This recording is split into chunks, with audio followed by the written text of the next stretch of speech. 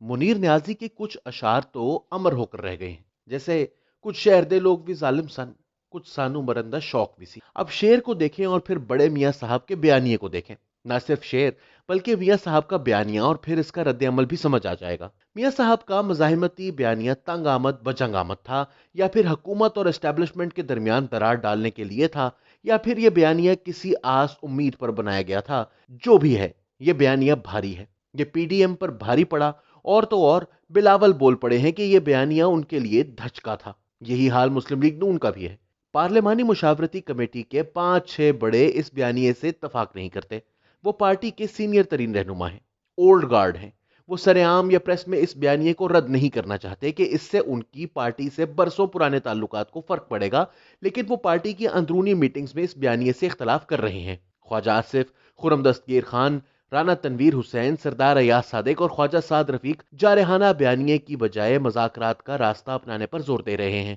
ان کے خیال میں حالیہ مزاحمتی بیانیے سے پارٹی کو نقصان پہنچ رہا ہے، اور وہ چاہتے ہیں کہ کوئی میاں نواز شریف کو اس بیانیے کو روک کر نیا راستہ اپنانے کا مشورہ دے۔ مگر بلی کے گلے میں گھنٹی کون باندھے؟ پارٹی کے اندر بیانیوں پر تضاد کی وجہ سے کوئی بڑا لیڈر بھی میاں صاحب کے سامنے دوسرا موقف رکھنے کی جرت نہیں کر پا رہا کہ ایک تو اس سے پارٹی کے اندر اختلافات بڑھیں گے، ان کی برسوں کی محنت ضائع ہوگی، اور پھر شاید انہیں یہ بھی یقین ہے کہ بڑے میاں صاحب بیانیے کے معاملے میں اس قدر آگے جا چکے ہیں کہ وہ کسی کے مشورے کو سنیں گے بھی نہیں۔ مسلم لیگ نون کے پارلیمانی مشاورتی گروپ کو انفرادی اور اجتماعی دونوں طرح کے گلے اور شکوے ہیں۔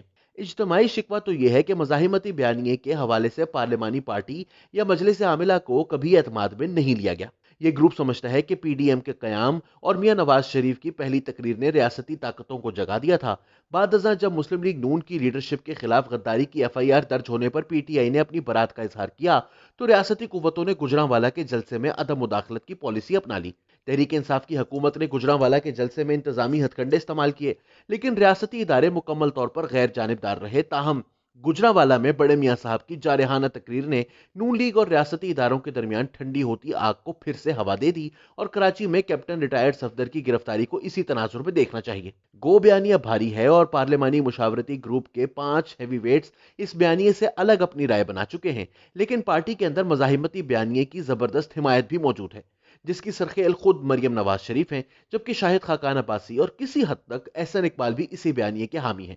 کہنے والے تو یہ بھی کہتے ہیں کہ ریاستی اداروں نے گجرانوالہ جلسے میں جو ڈھیل دی تھی اس کا تاثر مریم نواز شریف تک بھی پہنچا تھا، مگر بالآخر وہ گنتی میں اپنے والد کے بیانیے کے ساتھ ہی کھڑی ہوتی ہیں۔ مزاحمتی بیانیہ جس طرح سے پھیلا ہے اور جواباً ایک رد عمل آیا ہے، اس سے تو صاف لگ رہا ہے کہ سیاست تصادم کی طرف جا رہی ہے۔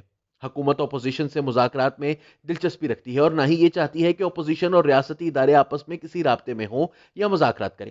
وزیر اعظم عمران خان ایک بیان میں صاف طور پر کہہ چکے ہیں کہ ریاستی اداروں کے سربراہوں کو اپوزیشن لیڈر سے نہیں ملنا چاہیے۔ اگر واقعی اپوزیشن، حکومت اور ریاستی اداروں میں مذاکرات نہ ہوئے تو بہت بڑا سیاسی ڈیڈ لاک پیدا ہوگا، جس کا نتیجہ تصادم کی صورت میں بھی نکل سکتا ہے۔ مجھے یوں لگتا ہے کہ ڈیڈ لاک اور تصادم کے ہونے سے پہلے ہی سیاسی مذاکرات کی صورت نکل آئے گی، اور شاید آئندہ انتخابات کو منصفانہ اور غیر جانبدارانہ بنانے کے لیے بات چیت کا ڈول ڈالا جائے گا، اور شاید یہی راستہ قومی مفاد میں ہوگا۔ مسلم لیگ نون کے اندرونی تضادات کا ذکر چل نکلا ہے تو پارلیمانی مشاورتی گروپ میں ہیوی ویٹ لیڈرز کو انفرادی گلے شکوے بھی ہیں۔ خواجہ سعد رفیق کو پنجاب میں نہ تو اپوزیشن لیڈر بنایا گیا اور نہ ہی ان کی طویل اسیری کے درمیان ان کی خیر خیریت دریافت کی گئی۔